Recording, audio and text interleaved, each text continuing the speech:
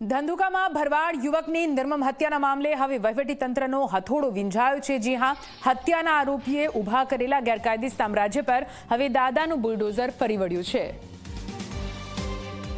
તપાસ દરમિયાન આરોપીનું ગેરકાયદે બાંધકામ મળી આવતા તંત્રએ તેને જમીનદોસ્ત કરી દીધું છે। બુલડોઝર કાર્યવાહીના દ્રશ્યો તમે ટીવી સ્ક્રીન પર આપ જોઈ રહ્યા છો। આપ જુઓ, અત્યારે ઘટના સ્થળે ચુસ્ત પોલીસ બંદોબસ્ત ગોઠવીને આ બુલડોઝર કાર્યવાહી કરવામાં આવી રહી છે। બપોર સુધીમાં આરોપીના ગેરકાયદે બાંધકામો ધ્વસ્ત કરી દેવામાં આવશે।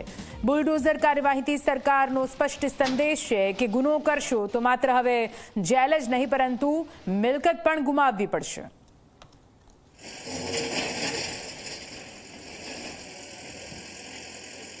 ધંધુકા વિસ્તારમાં આવી રીતે જેટલા ગેરકાયદેસર દબાણ છે એ દબાણ ભવિષ્યમાં દૂર કરવામાં આવશે અને આ જો દબાણ દૂર કરવાની કામગીરી છે અમારું આ ચાલુ રહેશે। તો જો છે આ ગેરકાયદેસર દબાણ જ્યાં જ્યાં છે આ ત્યાં લોકોના મારી અપીલ છે કે એ સ્વ અને પોતાની ખર્ચેથી દૂર કરી લે। અહીંયા 4 છે અને ધંધુકા બગોદરા રોડ ઉપર કુછ એક દબાણ છે અને કુછ એક દબાણ જો છે તો આરોપીઓના ગેરકાયદેસર દબાણ છે આ બધું દૂર કરવામાં આવશે। ધંધુકાના બધા વહીવટી તંત્ર, revenue, police, RNB estate, city service superintendent, નગરપાલિકા, આરએનબી એસ્ટેટ બધા વહીવટી તંત્ર અહીંયા હાજર છે અને પોલીસના ઘણા બધા બંદોબસ્ત છે અને આ બધા દ્વારા એક સામૂહિક વહીવટી તંત્ર દ્વારા આ દબાણ જો છે દૂર કરવામાં આવી રહ્યા છે। ધંધુકામાંથી સ્પષ્ટ સૂચના પ્રશાસન તરફથી આપી દેવામાં આવી છે, સંકેતો આપવામાં આવ્યા છે કે હવે કોઈ પણ ચમરબંધીને છોડવામાં નહીં આવે।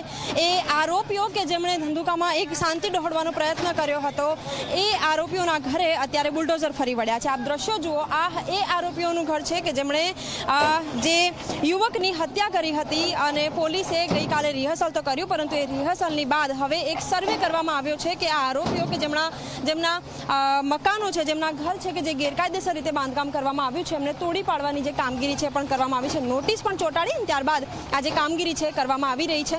મહત્વની વાત એ છે કે આ જે આરોપી છે એ માત્ર યુવકની હત્યા કરવામાં નથી આવી હતી પરંતુ જે પોલીસે તપાસ જે કરી છે એમાં એ પણ સ્પષ્ટ આવ્યું છે કે જે ગૌ હત્યા છે તે પણ અહીં કરવામાં આવી હતી આ આરોપી દ્વારા અને તમામ જે કાયદાઓ છે તેનું પાલન કરતી અત્યારે પોલીસ પ્રશાસન નજરે પડી રહી છે। પોલીસ પ્રશાસન અહીં ઉપસ્થિત છે, સાથે જે નગરપાલિકાના જે અધિકારીઓ છે, એસડીએમ સહિતના જે ઉચ્ચ અધિકારીઓ છે તેઓ પણ સ્થળ ઉપર ઉપસ્થિત છે અને તેમની હાજરીમાં લગભગ 400 જેટલા પોલીસ કર્મીઓ પણ અહીં હાજર છે। તેમની હાજરીમાં હાલ ગેરકાયદેસર બાંધકામ તોડવામાં આવી રહ્યા છે।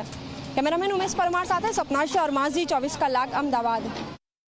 તો આપ જુઓ, ધંધુકાના આ અસામાજિક તત્વો, ગુંડાઓ, બે અલગ અલગ દ્રશ્યો ટીવી સ્ક્રીન પર આપ જોઈ રહ્યા છો। એક તરફ કેવી રીતે બે હાથ જોડીને લંગડાતા પગે વરઘોડો આ તમામ આરોપીઓનો કાઢવામાં આવ્યો અને બીજી તરફ ચુસ્ત પોલીસ બંદોબસ્ત વચ્ચે અહીં બુલડોઝર કાર્યવાહી કરવામાં આવી રહી છે। સીધો સંદેશ, આ પહેલા પણ આ પ્રકારના ઘણા સંદેશ આપવામાં આવ્યા છે પોલીસ દ્વારા, જો કે ફરી એકવાર એક કડક મેસેજ, કડક સંદેશ એ તમામ અસામાજિક તત્વો વચ્ચે કે જો કાયદાનો ભંગ કર્યો તો આખરે તમારી શી હાલત થશે, આ દ્રશ્યો સાબિતી પૂરે।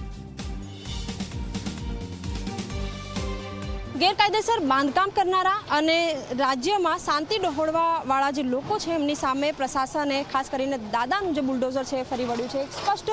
એક ચિત્ર સ્પષ્ટ થઈ ગયું છે કે કોઈ પણ ચમરબંધીને છોડવામાં નહીં આવે। હાલ જે મકાન આપ તૂટતા જોઈ રહ્યા છો એ મકાન એક જે રીતે ગૌવંશની હત્યાનો જેમના ઉપર આરોપ છે, જેમને નોટિસ આપવામાં આવી તેની સામે આની આ કાર્યવાહી છે અને અત્યારે 400થી વધુ જે પોલીસ કર્મચારીઓ છે, નગરપાલિકાના જે અધિકારીઓ છે, સાથે જ જે સ્થાનિક એસડીએમથી લઈને તમામ જે ઉચ્ચ અધિકારીઓ છે તેઓ અત્યારે ઉપસ્થિત છે અને તેની સાથે 400 જેટલા જે પોલીસ કર્મચારીઓ છે એવો પણ ઉપસ્થિત છે। આપણી સાથે ધંધુકાના જે ડીવાયએસપી છે એમની સાથે વાતચીત કરીશું, એમને પૂછીશું કયા પ્રકારની આખી કામગીરીને એક સ્પષ્ટ સૂચના આપવામાં આવી છે કે કોઈને પણ છોડવામાં નહીં આવે, શું કહેશો?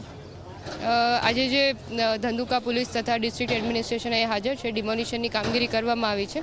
અહીંયા ઓવરઓલ પોલીસ દ્વારા સતત પ્રિવેન્ટિવ એક્શન્સ અને પેટ્રોલિંગ બી કરવામાં આવે છે અને જે બી ગેરકાયદેસર દબાણ હશે એમાં ડિસ્ટ્રિક્ટ એડમિનિસ્ટ્રેશન દ્વારા આવશે તો એમાં બી અમે પોલીસને સરી બંદોબસ્ત આપશું।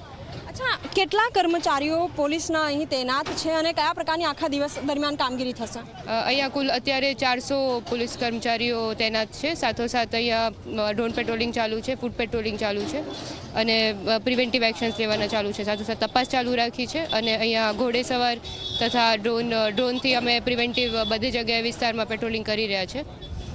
આખા જે કામગીરી છે કઈ રીતે કરવામાં આવશે? કયા લોકો છે કે જેમના ઉપર બુલડોઝર ફેરવવામાં આવ્યા છે અને ગુનાહિત પ્રવૃત્તિઓ સાથે કઈ રીતે જોડાયેલા છે આ લોકો? જે એડમિનિસ્ટ્રેશન દ્વારા સર્વે કરવામાં આવે છે અને ગેરકાયદેસર રીતે જે દબાણ છે એ ડિસાઇડ કરવામાં આવે છે કે ગેરકાયદેસર દબાણ છે. જે ગેરકાયદેસર દબાણ જણાઈ આવે છે ત્યાં બધાના ક્રિમિનલ એન્ટીસિડન્ટ્સ ચેક કરવામાં આવે છે. જે કોઈ MCR કે HS હિસ્ટ્રી શીટર હોય તો પછી એમના વિરુદ્ધ નોટિસીસ કાઢવામાં આવે છે અને પ્રોસેસ પૂર્ણ કરીને પોલીસ બંદોબસ્તની માગણી કરવામાં આવે છે. જ્યારે પ્રોસેસ પૂર્ણ થઈ જાય છે ત્યારે નેસેસરી પોલીસ બંદોબસ્ત અમે આપીએ છીએ અને પછી ડિમોલિશનની પ્રક્રિયા આગળ કરવામાં આવે છે એડમિનિસ્ટ્રેશન દ્વારા. બિલકુલ. SDMનું પણ જે પ્રકારે Zee24 કલાક સાથે વાતચીત નિવેદન આવ્યું છે એ પ્રમાણે લગભગ 15 જેટલા ઘર છે કે જે આઈડેન્ટિફાઈ કરવામાં આવ્યા છે અને આજે ડિમોલિશન દ્વારા આ દબાણ દૂર કરવામાં આવશે. સાથે જ એક સ્પષ્ટ સૂચના તો આપવામાં આવી છે કે કોઈ પણ લોકો કે જેઓ ગુનાહિત પ્રવૃત્તિઓ સાથે જોડાયેલા હશે પ્રશાસનમાં રહીને જે કાયદાકીય જે રીતે પ્રવૃત્તિ છે એની સાથે નહીં જોડાય તો તેની સામે એક્શન તો લેવામાં આવશે. કેમેરામેન ઉમેશ પરમાર સાથે સપના શર્મા, Zee24 કલાક, અમદાવાદ.